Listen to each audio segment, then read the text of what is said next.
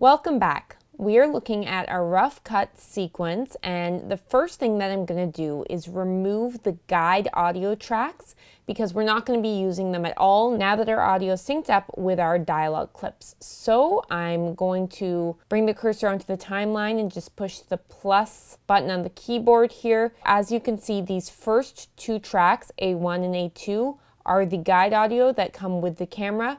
We are going to remove those. So I'm going to right click on the audio 1 track and click delete track, and all of the audio tracks below that bumped up. So again, you can see there's still one more audio track of guide audio, the audio that came with the camera.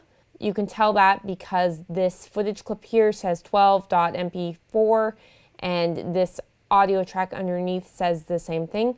So again, we are going to right click on audio 1 track and click on delete track. So for the most part, we are going to be working with the audio L track. We're going to keep the audio right track, which is the audio that was recorded at -12 decibels lower. We're going to keep that on mute and only use it if we need to in case our left channel track peaked for any reason.